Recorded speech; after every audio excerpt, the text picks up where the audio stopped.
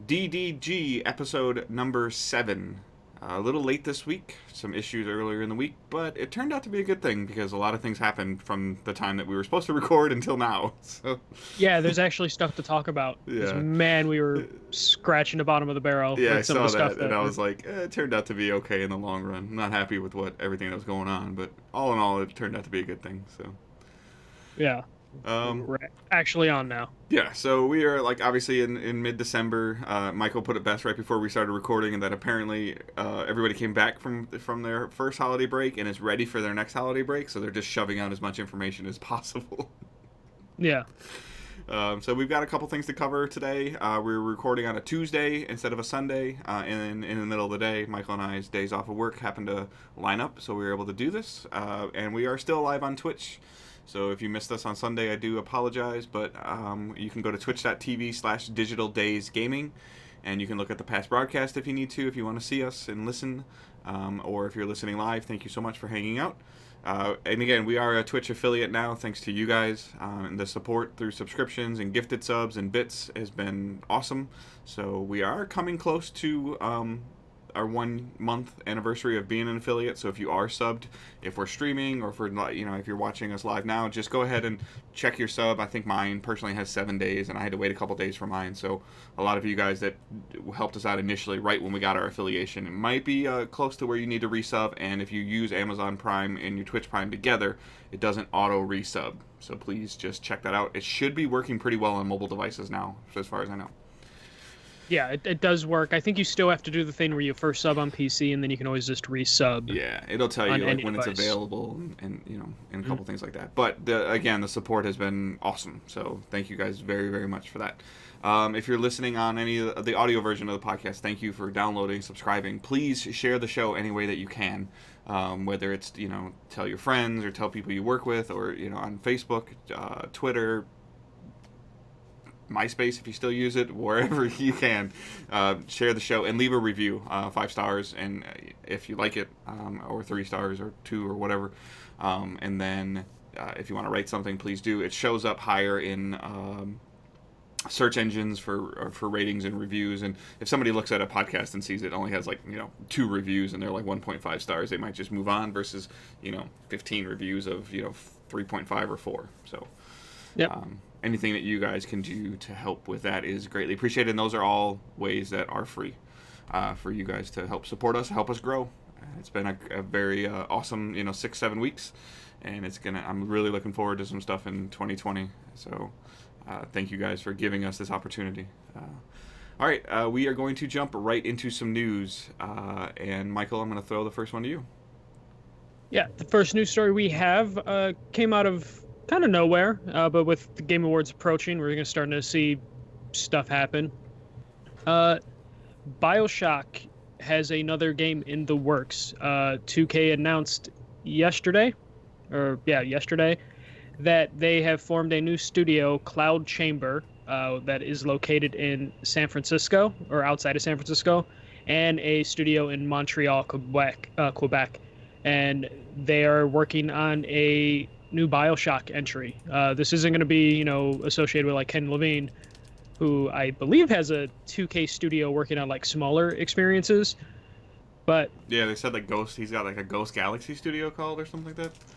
Galaxy Ghost, something like that. Yeah. But we haven't that was announced a couple years ago. We just haven't seen anything from them yet. But this is Ghost Story Games. So Ken Levine moved on to work on a new title at Ghost Story Games, and isn't likely to have any influence on this BioShock. Yeah.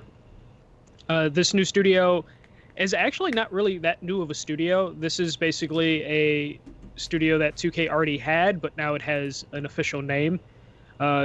Jason Schreier of Kotaku actually did a little bit of, the work he does at Kotaku, where he actually confirmed this game has been on and off development since 2015. It was originally being worked on by a Texas studio, Certain Affinity, which is like former Bungie developer. They usually have been known for doing like auxiliary work for other studios.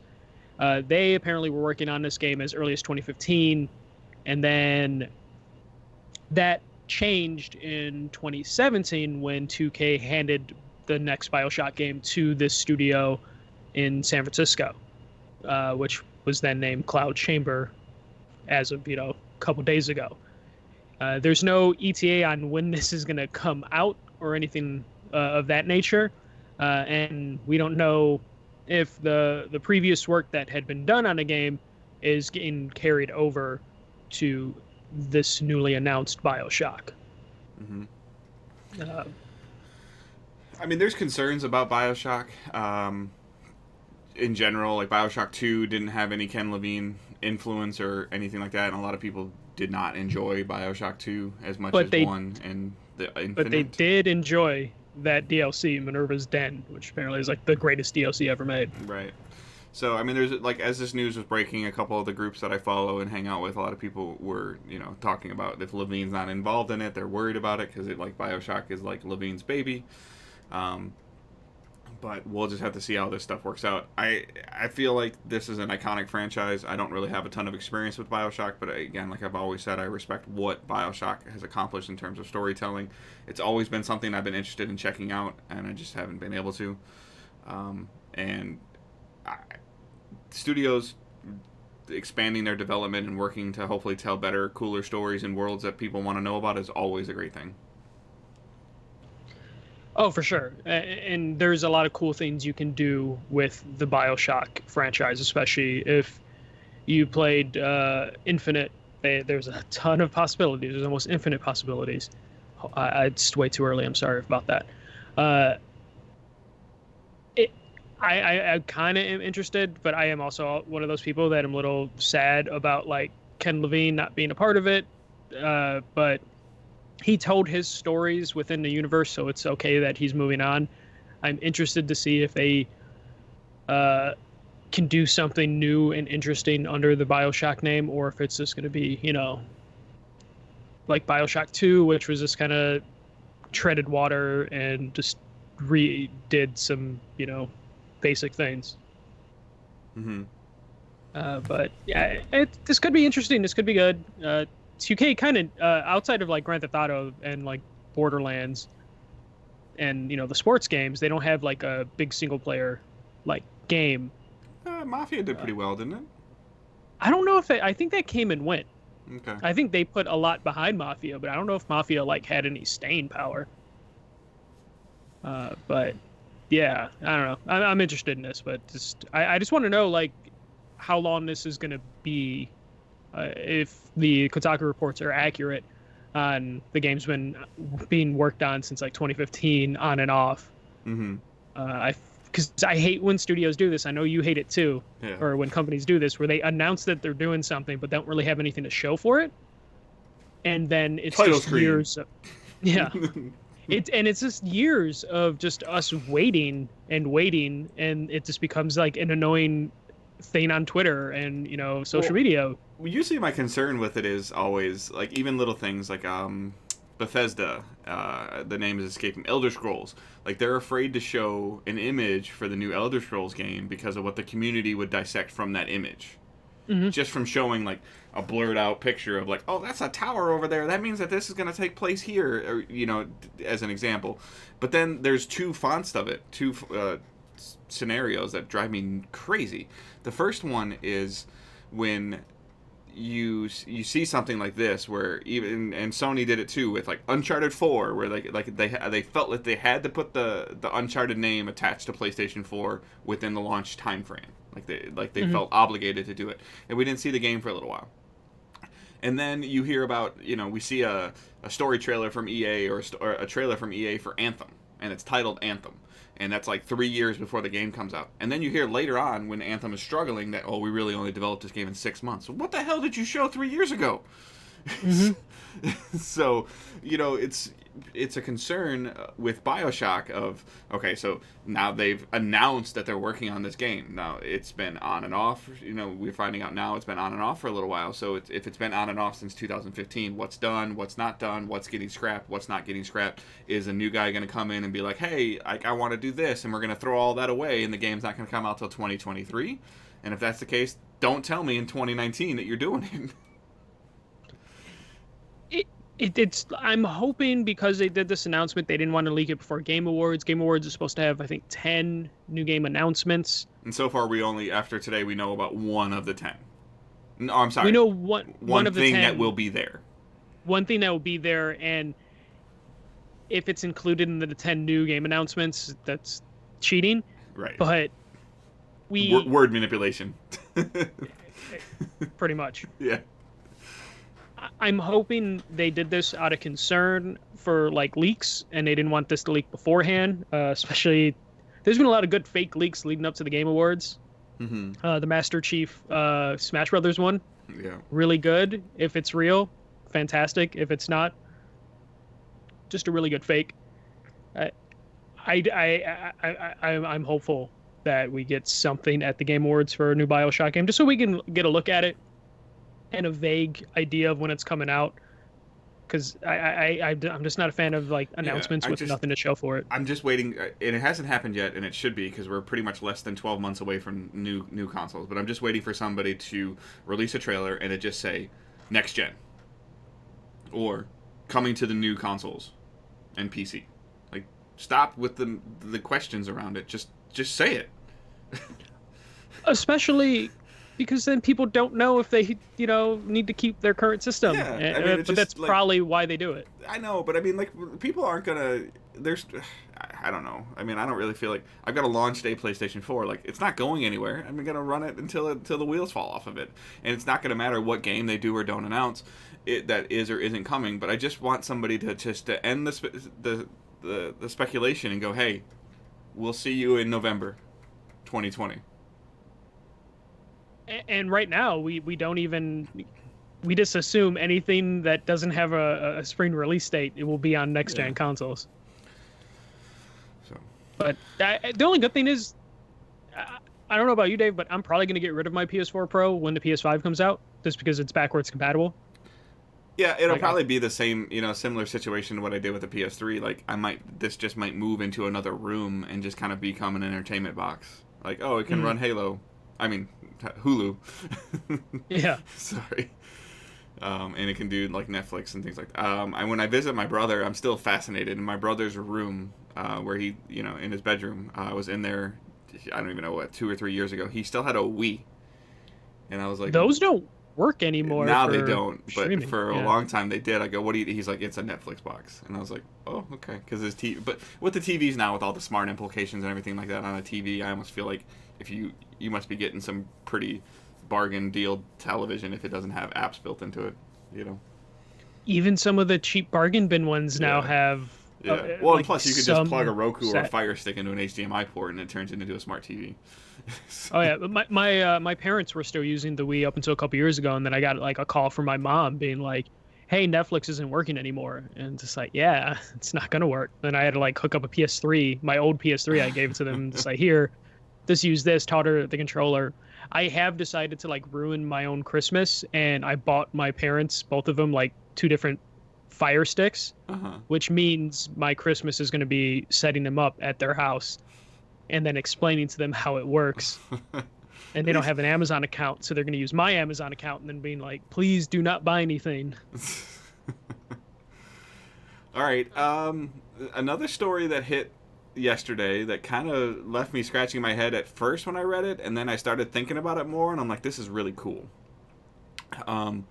So MLB The Show is going to go multi-platform in 2021. So for those of you that don't know, when especially with a lot of the sports franchises, they need to sign deals, and they sign deals for X amount of years to essentially get the licensing rights to a game. So for Major League Baseball, MLB, they need to sign a deal with Major League Baseball, and they need to sign a deal with the Players Association. The Players Association is what allows players' names and likenesses to actually be in the game. They're 2 separate entities. It's a players' union and then the baseball league itself. So like baseball league owns Detroit Tigers, Chicago White Sox, Milwaukee Brewers, but then the baseball player, rightfully so, owns their name. Because it's who they are. So that's where the Players Association comes from. Yesterday it was announced that they have signed an extension, and with that extension, that Sony San Diego and Sony have signed an extension with Major League Baseball and the Players Association. And in that announcement, it said that they will be coming to more platforms than PlayStation. And this announcement was retweeted by Xbox and Nintendo, retweeting MLB's tweet announcing this. I think this is a great thing. It's fantastic for multiple reasons. MLB The Show has been the best baseball game for, God, I don't know, like 10 years running? Yeah. It's been the only one for like 4 or 5 years. Unless I don't count RBI Baseball because that's more of an arcadey kind of game. It's been the best baseball game for like 10 plus years. It has been like something Sony like has as like one of their like marquee titles, because it is a system seller, even if you're not a sports fan, and it's hard to understand that it's a system seller. It is a system seller. It's the Gran Turismo of sports. Mm-hmm.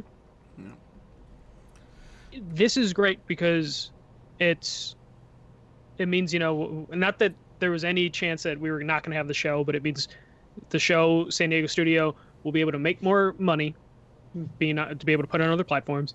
It's a great game, and I feel like great games should be played by as many people as possible. I don't know. I like the move. It shows that Sony is like willing, future-proofing. They're willing to do things.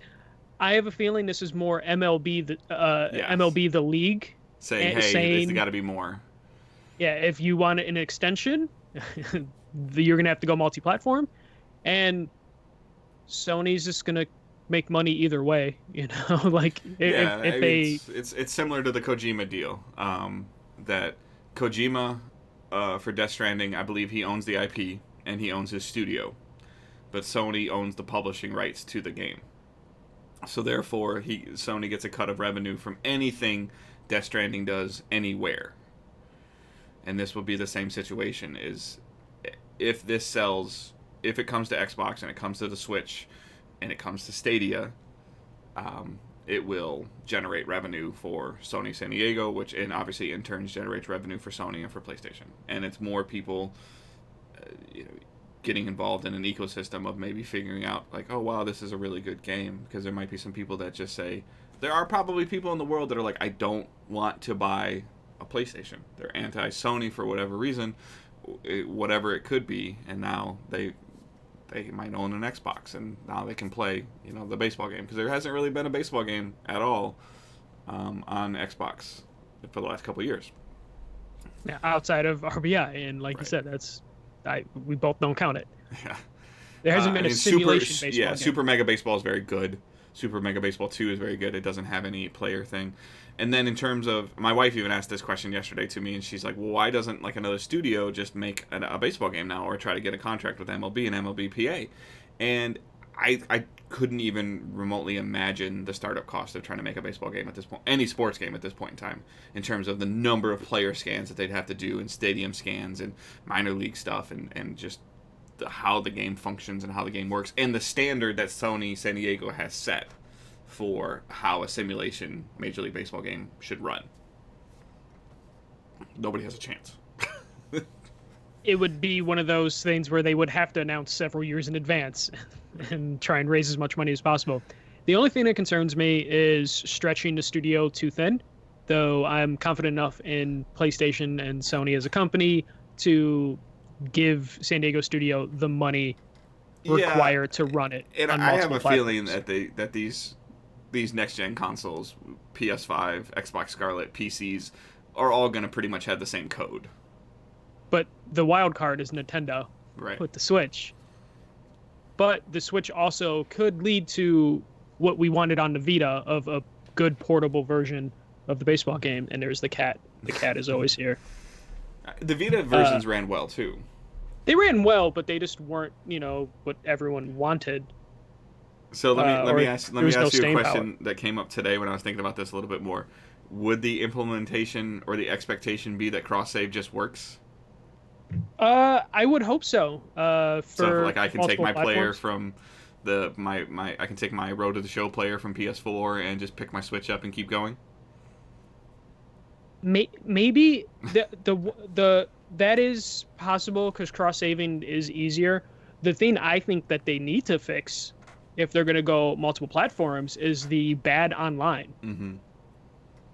Maybe Microsoft can give them some technology for the online stuff because online's, important, and MLB The Show has been notorious for having kind of a poor Yeah. online experience At just this because it is super difficult. Yeah, I mean, at this point, I would just hope that they would just go to if I was like the head of Sony in San Diego, I would go try to like stand outside of EA's Madden studio and see like who's the head of online. Come here, let's go have dinner. Yeah, something. Just take them. Like, If this experience just leads to a better online experience just because Microsoft has to get involved a little bit and be like, all right, this is how you run online on our system, and then maybe that can shed some light on how it should be done or how it can be done. I would be interested in that. It would be a real shame if all the people that have been hearing so many great things about the show try and play it online and find out it's just not a great online experience. I mean, seeing how this game could run on a PC at max settings or something like that is also very intriguing. Oh yeah, no, this would definitely convert me from playing the show on Yeah. on PS4, PS5 to just playing it on PC so I can max it out. Well, this is another example of like buying this on Stadia in 2021. Yeah. Like, would be really cool if I could play a 4K 60 frame. I mean, I don't even know what the show runs or doesn't run in. It always looked great, but in terms of like the right monitor and being able to like the PC setting aspect is always a huge cool like thing where you can change lighting and draw distance and adjustments like that. So, all right, do you have a state of play recap? We have the PlayStation Blogs State of Play recap. We're going off of just a little bit. It wasn't like a full recap, which is disappointing, but I did, I watched it this morning, and you did as well.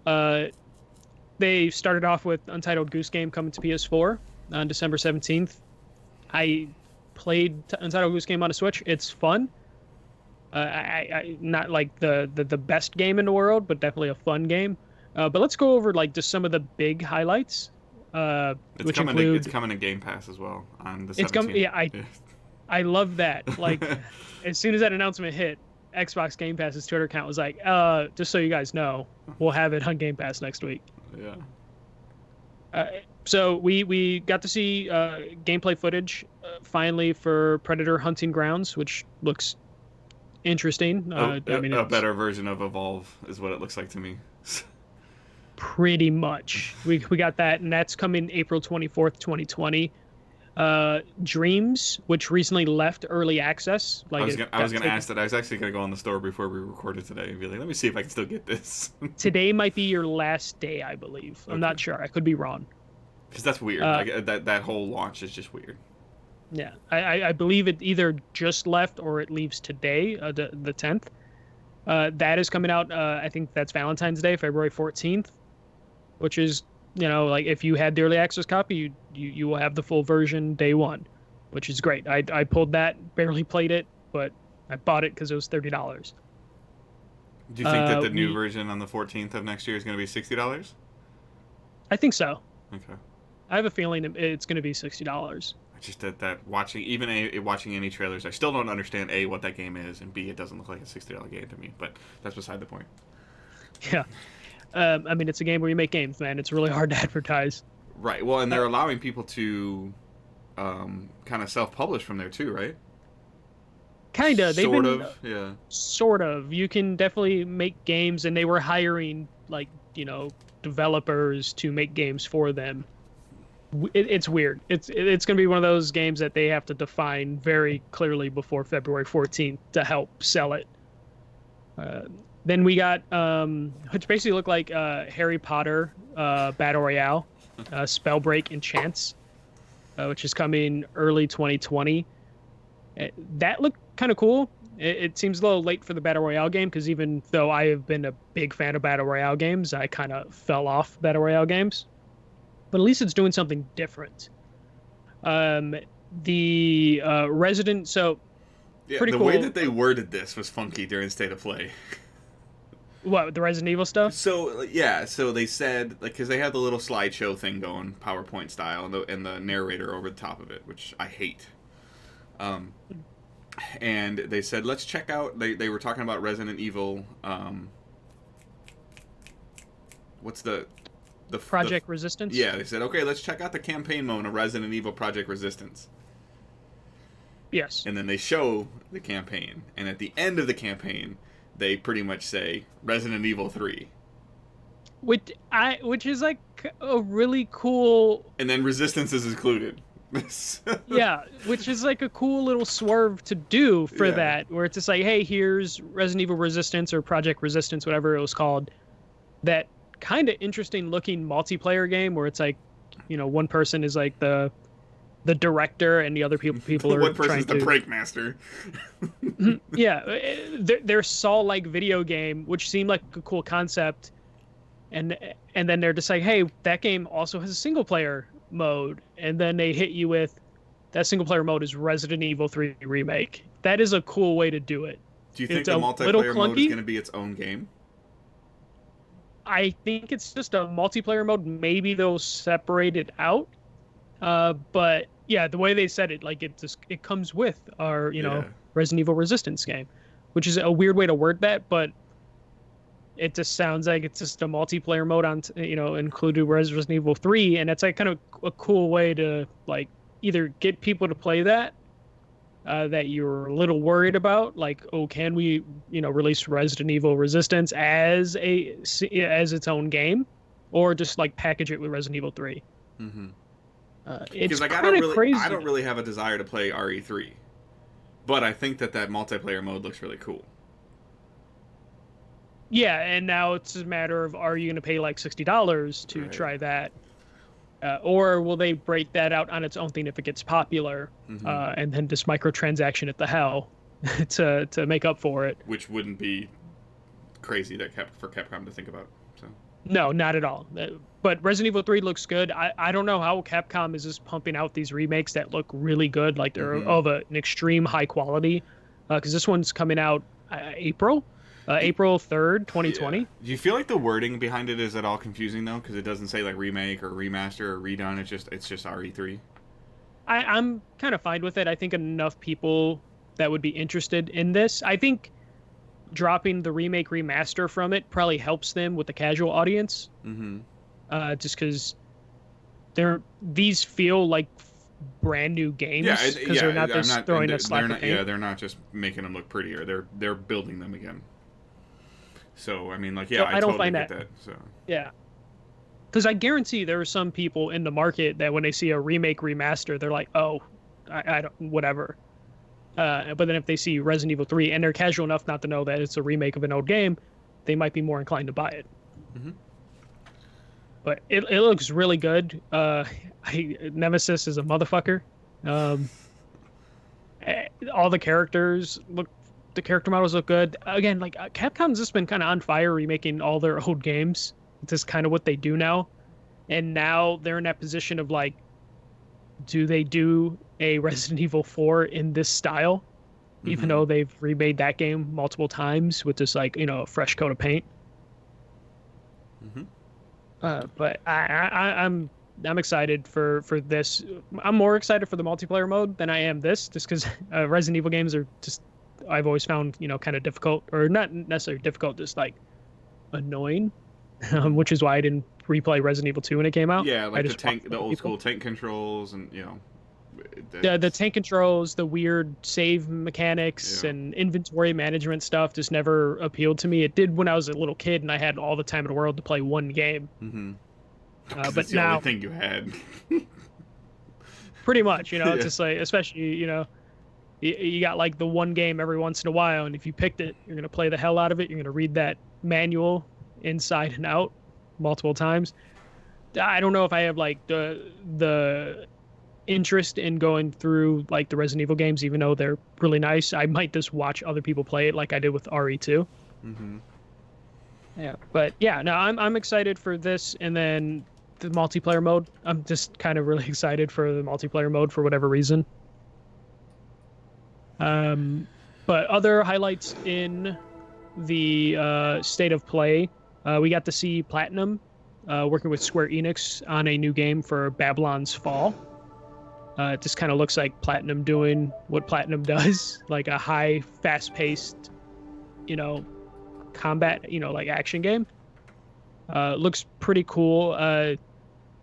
I hope this is good Platinum games, because Platinum games have so many different, I don't know if they have so many different studios, but they have different levels of quality they put into certain games.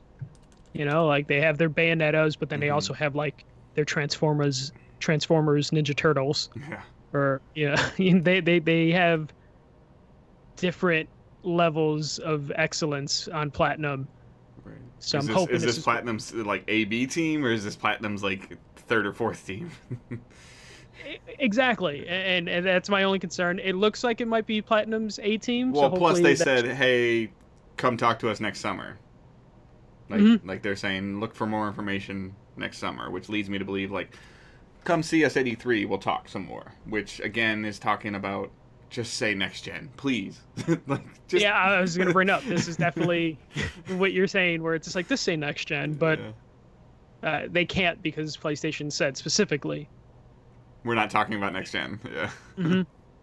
And then they put this in here, which will probably be both gens, right? If not next gen. And then we got Ghost of Tsushima, a super brief thing. It was a teaser. A teaser for a trailer that will be shown at the Game Awards. And the way they said it, it's like you'll see more of it, but it turns out that was just for the Game Awards. I'm hoping see more of that trailer, so they'll finish that trailer at the Game Awards. And hopefully it ends with a release date. They emphasized PS4 again during the stream, though. They did. They did emphasize PS4. And with I don't know. Do you think with Last of Us being pushed until May, that they need to get this out before Last of Us? No, I can see. Or is this August? That's what I'm thinking. Okay. You do it as an August game. That's usually a good time. Every once in a while, a game will release in August and do really well because there's nothing but Madden out in August. Yeah. That could work for them. I mean, that puts them in that weird September spot. and October, you're getting too close to your console. Yeah, but there's still however 100 million PS4s out there. No, I get it. But I'm just saying, your marketing, you're going to start the marketing because you're going to come out of E3 and or whatever Sony does and Microsoft does. You're coming out of that June time frame of saying, here's our next gen, here's what it looks like, here's how much it cost, here's the games they're going to be at launch. And then you're trying to sandwich another game in there. And I just think the marketing and the wording of that can just be very confusing to the average consumer. That's all. It definitely can be. But I don't know if they can put it super close to The Last of Us. Just because, the PlayStation diehards, might not be able to buy both games.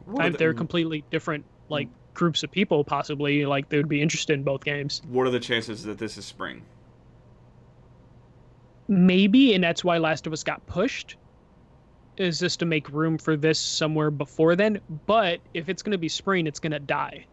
Because spring is already super packed. I feel like you're better off putting it closer to the next console launch than you are putting it between Cyberpunk, Avengers, Final Fantasy Remake, do you half think the games announced today. Okay, do you think that Sony's capable of dropping the Video Game Awards are this week and it's January? I just don't. I feel like that would be a disservice to the game because that only gives them a month to hype it up. Unless this game turns out to be kind of a short experience sort of thing where they're not a beautiful 7-hour campaign. Yeah, and they're just not confident enough for it to be a launch title for their next console and also to make the promises that they have that this will be a PS4 game. I don't know. It's weird. They took so long on this game and they said it was going to be PS4 so many times that they kind of shot themselves in the foot. And now they have a really tight window to release it. No. They can't do a there's no reason for them to do a PS4 PS5 release because the PS5 is backwards compatible. All right, I'm gonna say that this is February or March. Yeah, I mean I would say summer. Okay. We'll be I would interested. say summer. We'll watch the Game Awards and see. I mean, if it's February or March, we're finding out on Thursday. Yeah. If not, then it's gonna be summer, Yeah. and it'll probably be better for it, just because there's way too many No, games. I 100% agree with you. There's too many games, but I think that the amount of time that Sucker Punch has invested in this, and with whatever management changes have been going on in Sony, like who knows what's being pushed or not pushed. So Yeah, I'm just concerned. I think you're right. There's a window in terms of like they have January and February to release it, and then they can't release it until like August. There's like a 2 month at the beginning of the year they can get away with it, and then there's like 4 or 5 months. available now. Break the internet. That would be great. It's not gonna happen. Available now on PS Now. Yeah. Oh God. All right. So that wraps up our news for the week. Like I said, thankfully we recorded a little bit later because like almost everything we talked about happened after we would have recorded. So what we're planning on watching, mine will be pretty short. So Destiny Season of the Dawn launches today when we're recording this. I'll be playing that this week. I got some really, really, really bad tunnel vision last week for Destiny. I decided for whatever stupid reason that I wanted to earn the seasonal specific title for Season of the Undying, and that took a lot of grenade kills and kills with certain weapons and dumb crap like that. It was one of those things where I was happy that I got the title, but at the same time while I was getting the title, I'm like, what the hell am I doing? And my problem, like, just getting that tunnel vision is just kind of like just weird to me. Like, and I try to desperately break it, and I know it's there, but it just seems like it's always there, and it's just so easy to play, and it's just it just works. So, and then Season of the Dawn, they did a bunch of reveal trailers last week. So the thing that I'm actually the most interested about, and I wanted to talk to you about just briefly, Michael, is so we know that Destiny 2 is free to play. The base game is free to play. If you don't want to buy Shadowkeep, you don't have to buy Shadowkeep. So now this is the first time that, I mean, Season of the Undying was kind of like this, but it was really heavy with Shadowkeep stuff. So now I'm telling you that you could download Destiny 2. I know you played it a little bit before, but your character today, if you downloaded it today, your character would be 750 power right now. The power cap is 960 in the game. Getting to 900 would probably take you about 3 or 4 hours, and then you spend $10 and you can play this new Season of the Dawn content until March. And you have access to it, and it doesn't matter anything else that happened prior. From a seasonal standpoint, does that intrigue or interest you at all? Removing the fact that maybe Destiny annoys you. The thing that doesn't, like, the thing that immediately turns me off about it is the fact that it's been out so long and the majority of the people playing are so far advanced in it. I know you get a level jump, but I feel like jumping in basically the last third of the game, it feels like, just doesn't work for me. If that makes any sense. Yeah, well, it essentially eliminates all of the prior campaigns. Like they just, you don't even have to do them. Which, like, I would want to play the game, like they're there. So like you can still play them, but they don't require you to play the game with me or with a seasoned player. Yeah, and that's the problem. I feel like they went free to play too late in the cycle. I would be more interested in if they went free to play for Destiny 3. Than to jump this late into a game that is very PvE focused, co-op focused for the most part. And it just feels weird unless I go in with a group of people that are all fresh with me. Right. Than to play with like the people that are still playing Destiny being like very into Destiny. I know quite a few people that are still into Destiny and they are super fucking into Destiny. Right. So I mean, it was just interesting. Like I put a trailer, I posted a trailer in our Facebook group and I said like I was kind of on the fence about the seasonal content. Is $10 gonna be worth it? Being a long-term Destiny player, like what they showed and what we get to do in Season of the Dawn immediately sold me. Like what they're talking about a character that's super deep in the lore of the game. I play a ton of Titan. It's a Titan, and I was like, I'm in. Like for $10, like you're showing this, I'm down.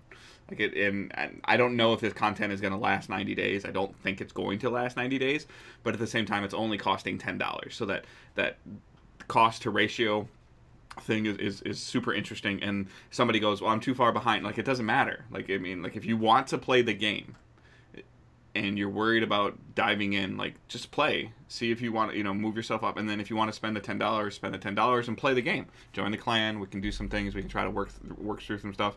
But just the barrier for entry, I feel like that's something that they're very heavily focusing on since they left Activision, is removing the barrier for entry. And so if you're at all on the fence about it, like, just maybe check it out. Don't even spend the $10. Just check it out. See what's there. There's a lot of stuff that's available in this new season that's available to all the players. Along with, if you spend that $10, it's just gets you more cosmetic things and get you access to a couple new 6-player activities. Then I actually... So after I got my Undying title, my wife's like, okay, you have to play something else. So Halo Reach came out on Xbox Game Pass, and I attempted to play Halo Reach. I attempted to stream Halo Reach. I'm still having, for whatever reason, controller issues with Xbox's game launcher on my PC. So I know that my SCUF Vantage controller, which at its core is a DualShock 4, I know it won't work. It works with Steam, and it works with EA Origins, but it does not work with Xbox. But I have an older SCUF Affinity that someone gave me, and that worked for Gears 4 on the Xbox Game Pass. And so I tried to play Halo. I could shoot my gun. I could look around left and right, up and down. I could jump. I could crouch. I could switch weapons. I could, like I said, I could fire. I could not move the left analog stick. I could press the left analog stick in, and my player would crouch, but I could not physically walk forwards, backwards, left, or right in the game with my controller. And I tried other controllers. Obviously, they didn't work. I went back to play Gears 4 again to see if I could move in Gears 4, to see if it was a problem with my controller. I could move in Gears 4. It literally was a Halo Reach problem. So I tried streaming the game, and if you look at the past broadcast, you can see me like moving the controller with my thumb, and it just wasn't working. So I'm pretty much to the point now where I'm annoyed with Xbox's game launcher, and I'm just going to buy an Xbox controller. It worked. They got you. Well, it's funny because I was at work when you were streaming, and I got the email notification. I loaded it up, and there's the cat again, and he hit the microphone again. I loaded it up, and I'm like, "Oh, cool, he's streaming Halo." And then I went to check on it like 20 minutes later, and you were gone. And I was just like, "Oh, what happened?" Yeah, it was so frustrating. Turned out it was that. And I mean, I know, like, I guess what I know is like I can buy an Xbox One controller, even an old 360 wired controller, and I know it's just gonna work, and it'll work on everything on my PC. So I think that I'm just gonna do that. Like, I'm tired of making. I even tried to plug in the new controller that Evil sent me that I'm gonna talk about in like a week or two after I spend some more time with it. But again, I still think that these controllers inherently have DualShock software in them that certain things won't work. I guess so. I gotta try it with my Astro controller. Because I downloaded it as well, but I just haven't tried it yet. Yeah, I wanted to check it out. Like I love Bungie. I love Bungie's shooting mechanics. This is like the last Halo game that Bungie made was Reach, even though it's the first one in the timeline. And that it looks like that they're gonna release them on Xbox Game Pass for PC chronologically of the events of the timeline. Yeah. So which is smart. Yeah, so I'm super interested into it, but I'm just done. Like this experiment of controller, and I'm not gonna mouse and keyboard. Like that worked, by the way. I could hit W and I went forward, but I'm not gonna do it. Like I can't. Like it would be terrible for you guys to watch me play a mouse and keyboard. Yeah, I've seen him play mouse and keyboard in events. Yeah, it's a process. So, that's all I've been able to play. Watching, I didn't really get a chance to watch a whole lot of stuff. My wife and I tried to catch up on some NCIS. We just haven't been home at the same time, so we're like super behind on any of our shows. We were talking about that. Like, we're going to probably have to start scheduling like 2 or 3 hours a week for her and I just to sit down and watch some television to catch up, because we are like super behind on any of our television shows. So that's all I have for playing and watching. For me, pretty short list as well, because work is still crazy. Dave knows how that goes. Jumping into Call of Duty when I have time to play a couple rounds, and then playing the Aladdin remaster that I talked about last week or the week before, which is frustratingly difficult. Like, that game, I don't remember it being that hard, but I feel like anytime I go back to a Genesis or Super Nintendo game, it is difficult as hell to play those games, like the platforming that the precision that it requires. Mm-hmm. We're about me and Sarah are about, I don't know, maybe halfway through Dragon Age 3, which we started. I don't know if I talked about. Yeah, you have a little bit. You've been going through Yeah, it. Dragon Age Inquisition. We're about halfway through that. And just like I talked about, going from the first game to the second game, it's just significantly easier to watch as the technology got better, and it's not clunky or old. Just makes me excited because as I'm getting into it, there's more and more talks about like BioWare making the next Dragon Age game, which hopefully we get something during the Game Awards, since last year they had a teaser, but it still might be until 2023 till we see the next Dragon Age game, which is scary long time. But please, EA, let BioWare take time on something, so we don't end up with an Andromeda or an Anthem. Mm-hmm. But the main thing I've been playing, like the indie spotlight, if you will, that I want to talk about is EarthNight, which is a game I've been following for many, many years. I think my first E3, I saw this game at like the Sony booth, and it's like a small team out of Philly. EarthNight is a game where Earth is like overrun with like these like enormous dragons, and two humans decide they're going to do something. A little girl named Sydney, and then a guy named, like, an old man named Stanley. I think he's older. He's either older or a hipster. It's kind of hard to tell. Sometimes with like old people and hipsters, where they have to kill the dragons, and how they do that is from space. They basically sky dive down to Earth, and through each layer of the atmosphere, take out as many dragons as they can until they reach Earth again. Once you touch a dragon or you land on a dragon, you basically are playing an auto runner platformer, where your character's constantly running from left to right to get to the head of the dragon to kill it, and you are avoiding enemies, jumping on platforms till you get to the head of the dragon, and then you have like a very specific way to kill the different types of dragons. Like, so there are some stone dragons, like space dragons. The one dragon who's a motherfucker and I have yet to kill, even though I've been playing for like a week, is the crystal dragon, because there's like a very specific rhythm you need to hit, and I just haven't figured that rhythm out yet. But I'm enjoying the hell out of this game. The soundtrack is by a chiptune artist named Chipacrit, I believe. The music is just so good. I ended up downloading or buying on Bandcamp the soundtrack, because it's like 20 plus songs, and it's just really good chiptune music that like reminds me of like Anamanaguchi. And I was listening to it at work, and my friend's like, "This reminds me of Final Fantasy. This reminds me of Mega Man." Just because the style of songs just immediately like remind you of other good like 8-bit, 16-bit soundtracks. The platforming, because it's an auto runner, and the enemies are like procedurally generated onto the levels, it just becomes very much about thinking fast and precision. There's a bunch of collectibles throughout the level, and like abilities that you can get to help you along, like a higher jump,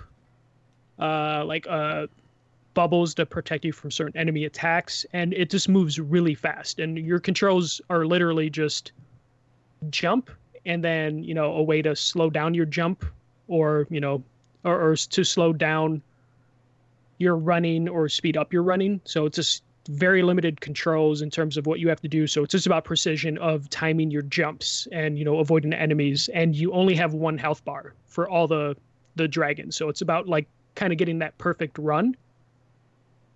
So you're just constantly, running forward, trying to avoid enemies as long as possible, because you only have the one life. There is an assisted mode, which, God, that's helped me so much. Because the assisted mode, it doesn't like take away like the platforming and actual combat, but it gives you like twice as much health, which is like very, very useful, because without it, I would not have made it to like the final area. The cool thing about it, though, is every time you skydive from space, through the atmosphere or the different layers, You can avoid dragons in certain layers. So if you want to go straight down to the final boss, you can do that. You can just skydive straight down and just try your best, but it's like super difficult, and you want to go in order of the different layers just because you'll learn different like ideas, different mechanics, and like see different enemy types that will prepare you for like the final areas. But if you want, you can just go straight down there and try your best. There's like I said, there's a ton of collectibles and items that you can, just use to, get more abilities that will help you. But I've just been addicted to it. It's funny, when I first saw it at the PlayStation booth like 5-6 years ago, it was just going to be a PlayStation exclusive. It ended up hitting the Apple Arcade, I think, last month or whenever the Apple Arcade launched, which was kind of a surprise. And then last week, it was supposed to be on PS4, Steam, and the Nintendo Switch. PS4 in North America got delayed for whatever reason. Sounds like they had like just some sort of issue with like a day one patch just for North America, which is super fucking weird. That means something's probably censored in it. Something weird, because apparently it released in Europe, but it sounded like they didn't mean to release it in Europe. Yeah, they didn't know. Like, it was literally me and someone on Twitter talking with the dev, and he's like, "Oh, it got delayed on PlayStation," and then the person, Justin, I think, was just like, "Oh, actually, it's available in Europe," and the developer was like, "What?" So it's coming to the PS4 eventually in North America. Like they said, it should only be delayed a couple days, a couple weeks, sort of thing. So I ended up picking it up on the Switch, which I'm so glad I did, because, when I first played it on a TV with the sound system blasting, fantastic. But because Dragon Age Inquisition has like a lot of filler content, not filler in a bad way, but it's like, open world, has a lot of collectible stuff and the side missions.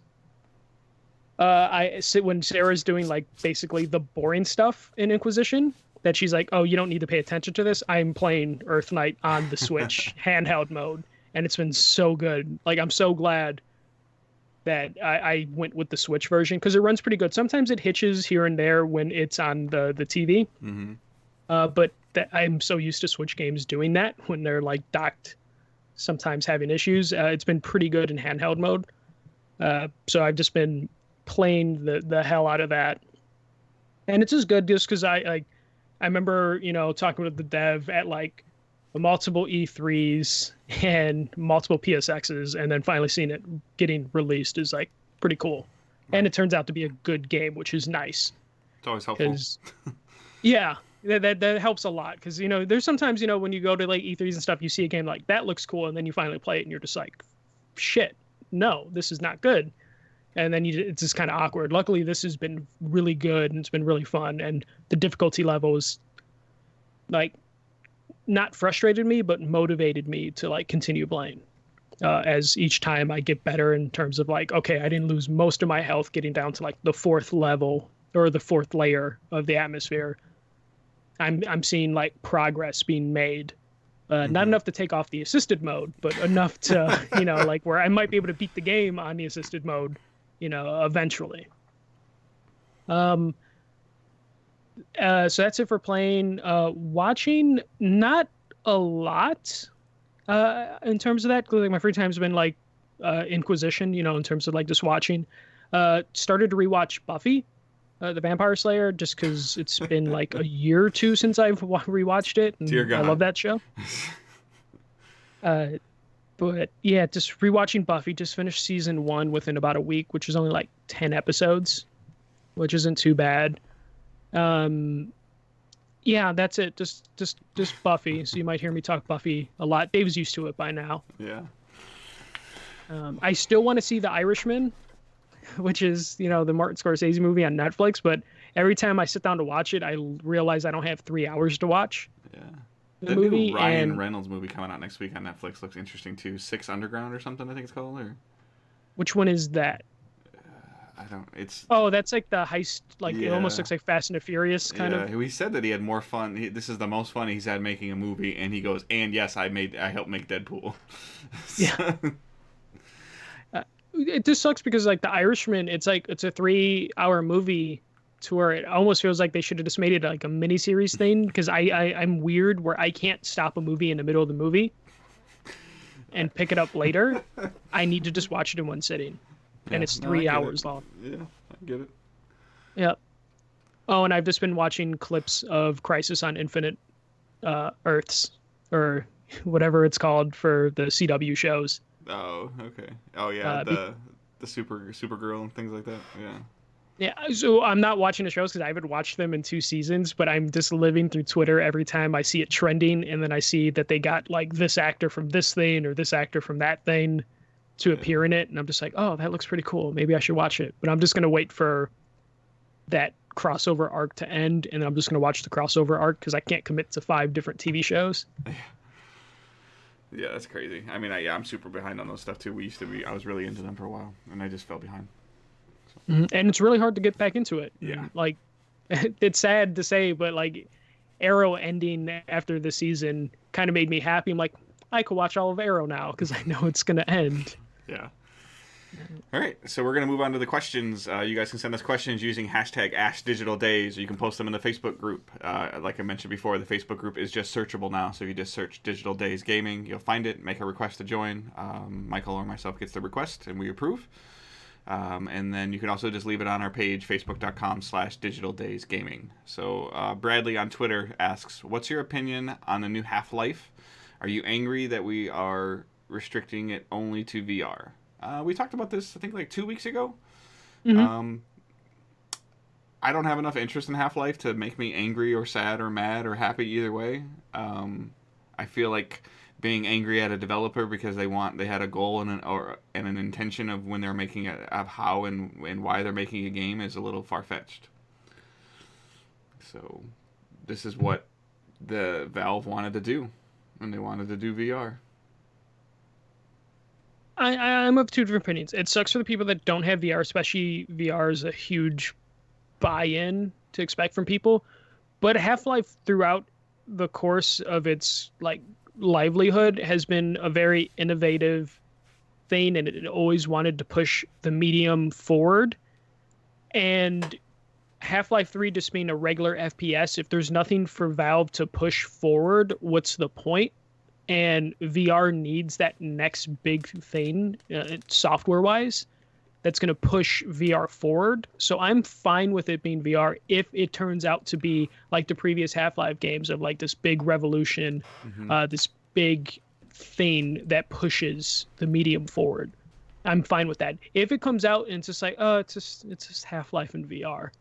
You know, it's just like if it just turns out to just be a basic VR experience, then I'm going to be pissed that or angry that they restricted it to only VR, because then it's just like, what's the point?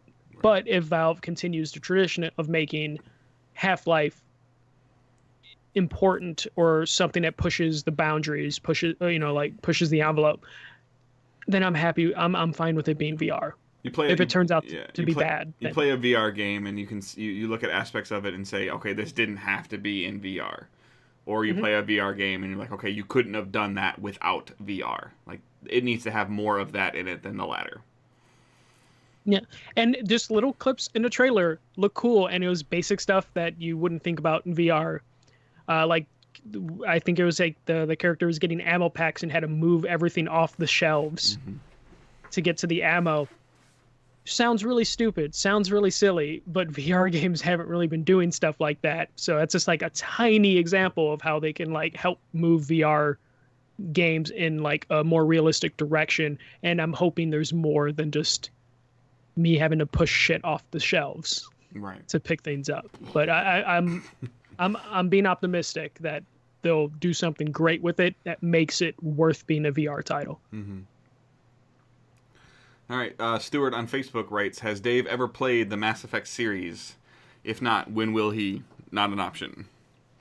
I have played a little bit of Mass Effect 2. I want to say had to have been on PS3. It did not really grab my attention. I don't really remember how long I did or didn't play, but it was one of those things where people were saying it was a must-play game. I don't know why. I don't remember what drew me away from it. But it has interested me, and then in terms of the way Mass Effect 3 ended, in terms of like people freaking out about that ending, and then the apparent dumpster fire of Andromeda. There's a part of me that still has an interest in it, but it's pretty far down the list. So, there's a lot of other stuff that I want to play before I play that. I'd have to run through my backlog pretty heavy before I got to that. I have also, well, actually, I've never played Mass Effect at all. It's like one of my shames. See, Stuart, that I haven't played You need it. to get on him, Stuart. Don't get on me. Get on him. I at least downloaded it and clicked the button in the game. Yeah, but you started like in the middle of the story. Because one wasn't on PlayStation. Eventually, it came to PlayStation, didn't it? It did on like a PS4 remake, remastered 4K upgrade. No, if there's a PS4 remake remaster, I would say let's play that right now. But I think they released a trilogy set. Oh, okay. Yeah, it's just a PS3 game. I thought it was on PS4 now. No. I think there's been a lot of rumors that there would be a remake, but it never happened. Oh, and hell people no, I'm are not still playing that hopeful. game then. I'm not going backwards like that. I'll play it on PC. Is it on EA Access? It might be, yeah. Yeah. No, honestly, yeah. Is it on Origins? If it's on Premiere, Yeah. then you should definitely play it because you have no excuse because you have access to it because you probably did not cancel. I did, but it's not over yet. So I need to finish Fallen Order, but I'll probably end up re-upping it because Dead Cells is on there too. Okay, see, there you go. You have no choice now. Yeah. You have to play it. Like I don't even know if it's on there. I don't either. Like I was looking at it and I was doing like the pros and cons list for like Premiere. Yeah. And just like, I've always wanted to play Dead Cells, so when I saw that on there, I was like, okay. All right. You want to read the next one? Yeah. So Ali Shan, also big wrestling fan. Michael, do you think what do you think will be the next milestone for women in wrestling now that WWE had its first female referee? I don't know. Like the women have had their Royal Rumble match, they've had their main event of WrestleMania, they've had like their cage match, they did War Games. They kind of done everything. The only thing that they still need to fix, or like the next hurdle, is getting actual TV time for more than one storyline per show.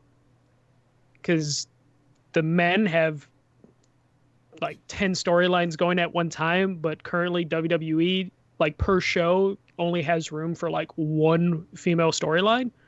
And they need to do better at giving the rest of the women something to do. Do you think it's at the point in time where they just and I don't really pay enough attention to it, but like you had WW, you know, we had SmackDown, we had Raw, the other like the shows. Do you think it's time for just a night of WWE Diva? They're not divas anymore. But yeah, that's what I think they should do. Just give them their own 2-hour block on Wednesday or something. That's exactly what I've been wanting them to with do. With random crossovers into WrestleMania and SmackDown and Raw, and like building all that stuff up, and you know, Avengers style thing where they get together once every other month, and that's their pay-per-view event or however much it is. That's what I think they should do, because you know, and you still have like the main event women on the Raw and SmackDown shows because those have, you know, bigger ratings, but they have like, you know, 20 plus women on their roster. And they have something called Main Event, which is a Hulu exclusive show that has like 3 matches a week on it. And they're all filled by like really low card wrestlers that I don't know who that show is for. I don't understand why they don't just turn that into the women's show, because then people might be interested in watching it. Because like, as far as I know, no one watches that show because it's just like a bunch of people no one cares about. You might as well use that as a platform to build the rest of the women's division, because currently the women's division has a problem where it's like each show has like 2 or 3 stars and then just a bunch of people that the stars beat up. So you have 5 or 6 popular wrestlers and you have 15 people that are nobodies. Exactly. And you can build them up into something. Especially a lot of the problem with some of the ones that are like quote unquote nobodies is they just don't have enough ring experience. And what a better way to give them ring experience than to give them their own show where they can just work it out. And it's on Hulu, so there's like low stakes if it's bad, because currently the show is bad because it's just a bunch of lower card, you know, dudes that no one takes serious. So it's like, why don't just take that show away from the guys, give it to the women and just see what they can do. And maybe you can build a fourth or fifth star. Yeah. Is there a future. concern? Like, I guess, and again, like I said, I don't pay enough attention, but is there a concern with, like, does Raw's storylines ever mix with SmackDown storylines? They're not supposed to. They do from time to time. But because they moved to Fox, they're trying to keep that stuff as separate as possible, except for big crossover events, which they do. Okay. Like Royal Rumble, WrestleMania, Survivor Series, those are like their big crossover events. They have like 3 or 4 of those a year. So I feel like it would be perfect if they do that. They already have like a cruiserweight, like a light heavyweight division that has a separate show. So I don't understand why the women can't just have a separate show so you can showcase the talent of some of the people that aren't getting TV time. And then does the cruiser event have main events on Raw or SmackDown? At a monthly pay-per-view, they'll have like a match of like for their championship. Okay. So they could definitely do that with main event, which is already a show they have that's running on Hulu that no one cares about. So even if they experiment with it, I don't think anyone would really mind. Only good can come from them trying something. Yeah. All right. So there's my wrestling minute. You're good. That's fine.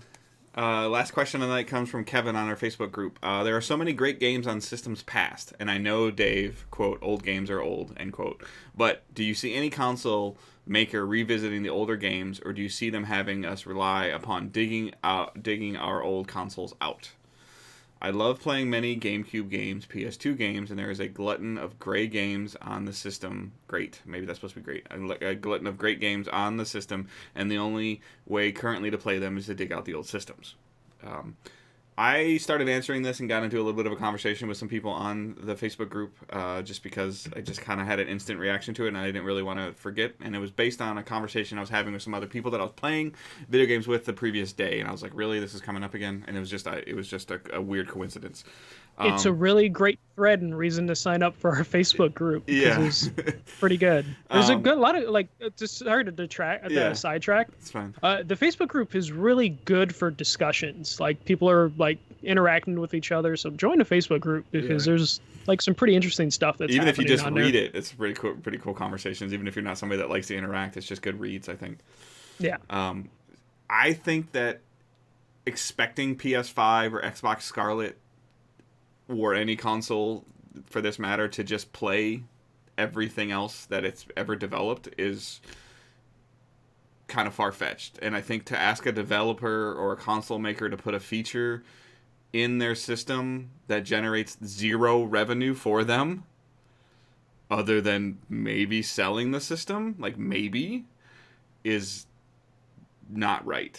Like I'm not going to buy a PS5 because I can't play my PS2 game in it. Like that's weird. And yes, I am aware that Xbox is doing it, and you guys know me, I'm pretty brutally honest and blunt about certain things, and from a business standpoint, the only reason Xbox is doing it because they got their ass kicked by PlayStation. Yeah. And also, Xbox is doing a smart thing. Not everything's backwards compatible, and the things that are backwards compatible, you can buy in the Xbox store as a download. So there is, like, Correct. business incentive for that. But there's a reason why they didn't just do full backwards compatibility. And I have problems with that, too, to where they sit there and put a Xbox 360 game on a shelf at Target or Walmart or GameStop in an Xbox One packaging. Like, I don't like that. I don't think that that's good business practice. It's very confusing for the grandparents during holidays. Yeah, so I'm not a fan of that. But I get why they do it, because they want to show that, hey, this game is playable, and they're publishing the disc and they want to make money. Like I get it from a business standpoint, but expecting to get a next-gen console, plug it into your TV, and put a PS1 disc in it that you've owned for over 20 years, no, sorry. It would be cool. It would definitely be cool, but I'm kind of with Dave, where it's just like, it's hard to ignore the business side of it. Like, I want it, but it's just too difficult. I mean, it was easier for Xbox to do it because the 360 to the Xbox One was, like, similar architecture.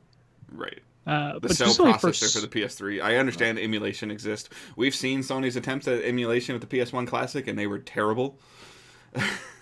They were mixed. Yeah. They weren't terrible. They were good sometimes. But, like, Nintendo has, their Virtual Console. yeah, virtual console stuff, which has been great, but it's not everything. But you don't see people really throwing a fit that it's not like everything, The only and you have to rebuy it. the only caveat that I would have to this is if you, and I even have a small problem with this, but if you like, so I plug my PS5 in, I link my PSN account that I've had for X amount of years, and my digital content that I bought on PS3 working on PS5. I would be surprised and I'd be okay with that. The reason being is that at least at one point in time, Sony made money from that. And I know that sounds different, but the used game market is so, like we've already heard about years ago, we heard about a guy going, hey, I sold, and I'm using rough numbers, I sold 700 copies of my video game, but 900 people earned trophies. Yeah. Like those are just round numbers that I'm using. And these are things that happen. When people are like, well, the demand is there, the demand is not there. Because we saw Sony try to do PS2 to PS4 classics that they tried to sell to you and add trophies and add up-res support, and they didn't sell. Yeah, Otherwise, they didn't sell they would have well. made more. Yeah. Their library was kind of weak, but yeah, they did have some games that you But even if there was a a glimpse of potential there, I think that they would have done more. Obviously, there was nothing because they pushed the program, they marketed it for a couple months, it didn't do anything, and they walked away from it. Maybe that's bad on their part. Maybe they could have picked different games. Or if it was something that you as a player are passionate about, sometimes you need to make that purchase of something that maybe you only kind of care about in the hopes of something down the road again. Yeah, when Square puts one game out. Square's a bad example because they put everything out, but they put one game out. You want them to put out another game, kind of have to buy that one game. I want to see localization done for this game, but I'm not buying the 3 other that they did because you haven't localized my other game. They're not going to localize your game then. Yeah.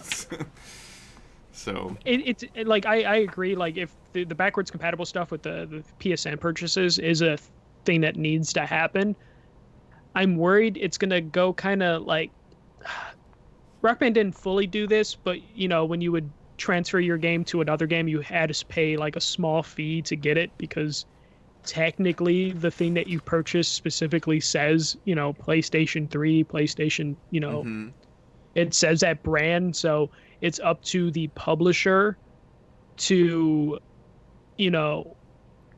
renegotiate rights, especially depending on like the game. It's like that's why like Grand Theft Auto when those Grand Theft Auto games got like PS2 classics or whatever on the PS4, they were missing some songs because it's up to the publisher then to renegotiate rights with those artists, and that's a definite cost that they need to take care of. Like people need to get paid every time something becomes backwards compatible, especially if it's a digital version of it. So as much as I want like all my PSN downloads to work on the next gen console, it's going to be up to the publishers on terms of like renegotiating rights with either developers or any sort of license stuff that they may have had in it, to where I'm not going into next gen expecting all my downloads to work, but man, I'm going to be disappointed when they don't. Like it's I contradict myself on that, but it's just like I would be kind of bothered, if I have to buy all my PSN games over again, but then at the same time I'll kind of understand why I would have to.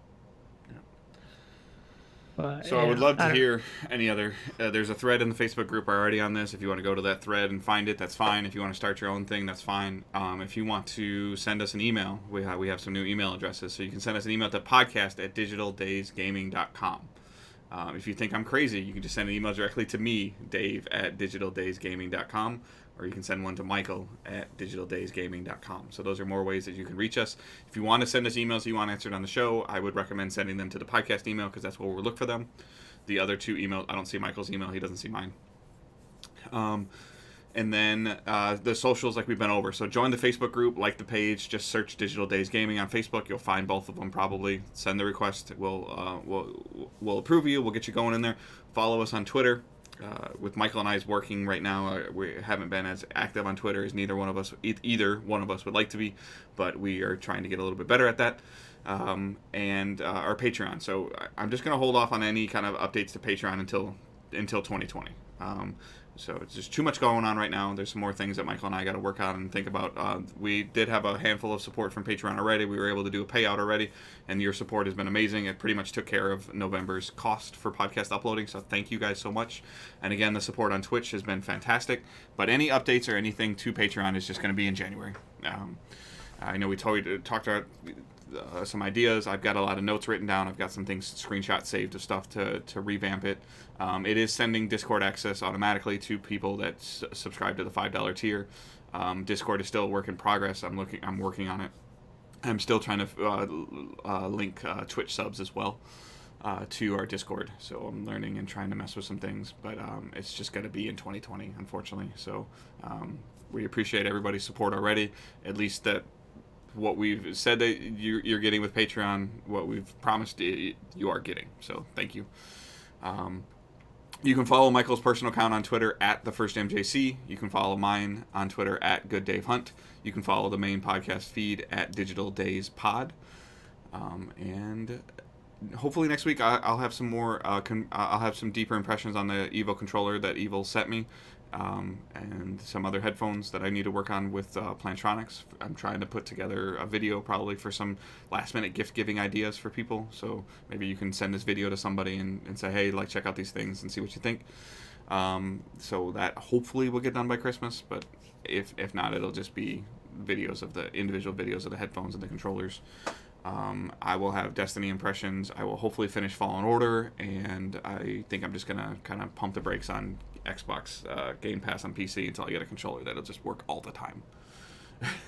Probably. So, what you got going? Gonna continue to try and beat EarthNight. Gonna look for my next indie game because I do want to get like a different indie game a week. So if anyone has any suggestions, definitely tweet me and I'll see if I can pick that up. I am gonna try to play Halo Reach. Now I'm scared though because I'm planning to use my Astro controller. Yours will I'm probably hoping work, if I just so. I'm hoping if I just like open up my controller and switch out the sticks and the D-pad, I can trick it into working. I didn't even think about that, but Infinity has the parallel sticks. Maybe the You game should just try doesn't understand. I can't change them. So. Oh, you can't change them? No. Okay. Yeah, I'm hoping maybe I can trick it into working or it gets patched. But yeah, and then I also have just my Black Friday list that I need to get through that I haven't touched. I opened all the games, so I'm kind of screwed in that terms. But maybe I'll dive into that a little bit. And I'm hoping to get into streaming. It's just been really difficult to find time. Yeah. Like every day I'm like after work, I'm like, oh, maybe I'll stream for like an hour or two, and I'm just too tired. Yeah. Just way too tired. But January is looking better in terms of like streaming consistently. Mm-hmm. Yeah, we're working out a lot of stuff, guys, like schedules and times, and just we already know that like I pretty much tell you now, like the week of Christmas, the 22nd through the 28th, like there's not going to be a live show. Probably not. No, yeah. No. The chances of that are pretty low. If you get one, then it's a Christmas miracle because like our schedule is just gonna suck. So, but we chose to launch this in November, so we knew what we were getting into, but we also wanted to get some content out for you guys. So again, please just any kind of support that you can do, whether it's Twitch subs or sharing the show or Patreon or anything that you can do to monetize us or not, or the free support is loved and appreciated. Ways to make us grow. As we are continuing to grow, we're looking into some other things, and with some changes that we've made, there's some benchmarks that we need to hit to get some media companies to talk to us, and we're really close to those benchmarks, and one of them is going to be 60 days. So once we hit 60 days at the end of this month, then you should start seeing the coverage kind of change a little bit, but not too much. I don't want to overwhelm us, so we're going to be very strategic on what we choose to cover and what we choose not to cover, and I want us both to play what we want to play. Not what we feel that's like we definitely have to key. play. So. Yeah. So. Because we feel like you guys are most interested in stuff that we are actually interested in. You don't want to hear us talk about stuff that we don't really care about. I'll check out some things. A company sent me a code for a free-to-play card game on Steam. Like, I'll check it out and talk about it, but you might not. You might only get like 10 minutes of discussion on it. Yeah. We're not gonna like force ourselves through something just because we feel we have to. And unless they want to pay us to do it, then we can tell you that. So I'm just joking. Which then we would disclose. Kidding. All right. We ain't YouTubers. Yeah, I know. All right. I hope everyone has a great week. And again, thank you guys so much for listening, downloading, subscribing, sharing, all that stuff. We'll talk to you guys later. Please share the podcast with everyone you can. But yeah, thanks for listening. See ya.